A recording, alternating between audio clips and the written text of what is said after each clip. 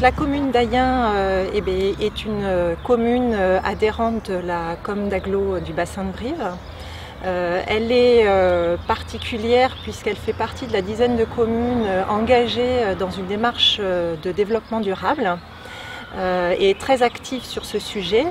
Et donc à ce titre-là, elle est pour nous un territoire d'exemplarité en la matière, sur lequel on s'appuie, par exemple dans le cadre de notre défi Famille à énergie positive.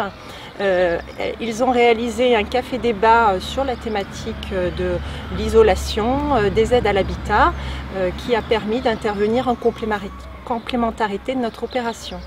Alors ce qu'on a souhaité montrer pendant ces journées, bien évidemment, c'est nos réalisations pratiques.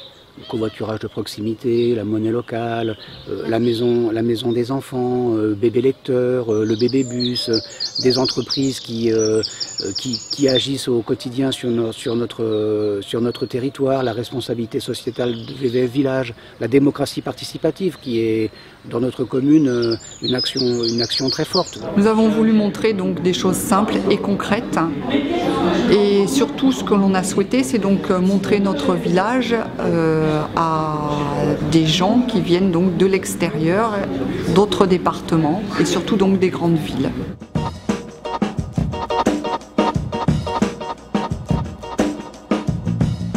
C'était intéressant de montrer ce qui pouvait avoir lieu donc, en Limousin en termes de développement durable.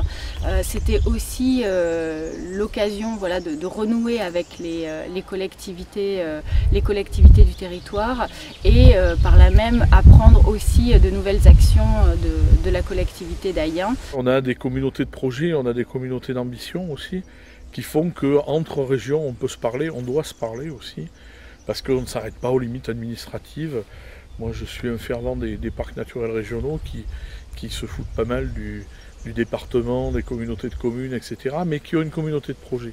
Et c'est ça qui est le plus important aujourd'hui. On a souvent beaucoup d'exemples de ce qui se développe en milieu urbain, on a beaucoup de communication, beaucoup moins en milieu rural, et là il y a un réel intérêt ici, mais aussi d'essayer de transposer les bonnes pratiques en région Poitou-Charentes, où on a un milieu rural aussi relativement développé. Alors, une action qui m'a beaucoup parlé, c'est le système de covoiturage qui est mis en œuvre avec un système de tickets en monnaie locale qui va donc contribuer à renforcer le commerce local et créer une dynamique qui, à mon avis, je ne prédis pas la suite pour Ayen, mais va aller au-delà de simplement cette initiative. On a mis en place un système de covoiturage de proximité qui s'appelle Écosystème et qui propose à l'échelle d'un territoire aux populations des déplacements en covoiturage et de favoriser ce covoiturage. Il est sécurisé dans la mesure où il n'y a pas d'échange d'argent, mais on base les échanges sur de la monnaie locale.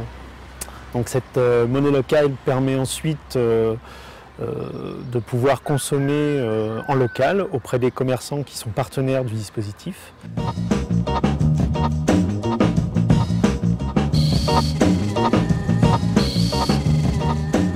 Je dois retenir peut-être une expérience. J'ai bien apprécié le témoignage des personnes qui s'occupent d'aider des gens à s'installer en agriculture. Souvent des gens qui ne viennent pas d'une famille d'agriculteurs, mais qui viennent d'autres horizons professionnels et à qui on laisse des espaces tests pour pouvoir développer et tester leur activité. Et je pense que c'est un peu comme ça et avec ce type de personnes qu'on fera évoluer l'agriculture dans les territoires. Le test agricole, on va pouvoir le mobiliser quand on se dit « Ah tiens, je m'installerai bien en agriculture, mais j'y connais rien de rien.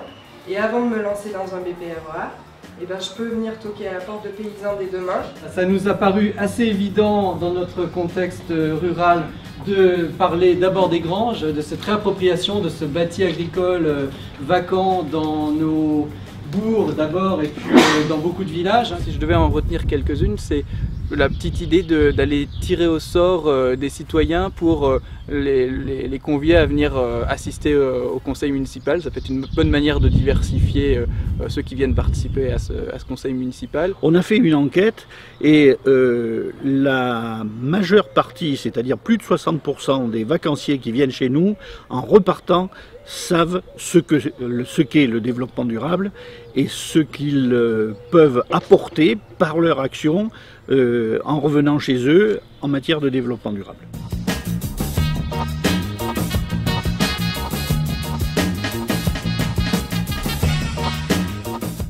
j'ai bien aimé une intervention qui a été faite à l'un des ateliers au cours du séminaire, celle qui concernait la participation des habitants, où un des intervenants a parlé du rôle dévolu aux élus, qui n'est plus un rôle, on va dire, institutionnel, dans un fonctionnement très descendant, très surplombant, au contraire, et qui dit, non, maintenant, un élu, sa posture, ça doit être une posture d'animateur, mais d'animateur des envies, des attentes des habitants et du territoire. Et j'ai trouvé que c'était vraiment très très fort.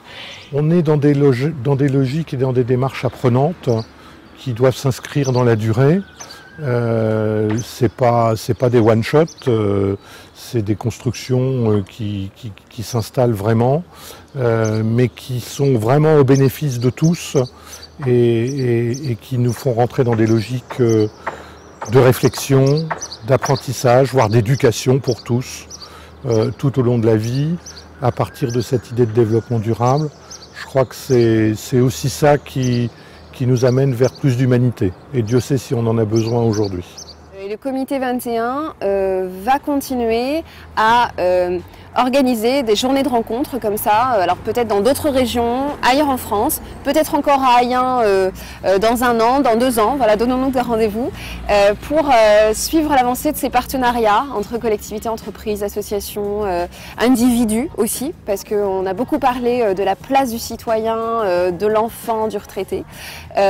Donc le comité 21 veut continuer à regarder ce qui se passe sur les territoires, organiser des journées de rencontres qui donnent envie à de plus en plus d'acteurs d'agir, travailler aussi à ce que les collectivités locales sachent aider et inciter les entreprises de leur territoire à agir. On l'a vu aujourd'hui avec le témoignage du pôle éco-industrie de Poitou-Charentes ou du réseau Limousin Entreprises Durables ou encore de Macéo en Auvergne. Il y a des alliances possibles, donc on veut continuer à les valoriser. On va faire des journées de rencontres, des formations pour que les acteurs se connaissent et imaginent ensemble des actions concrètes.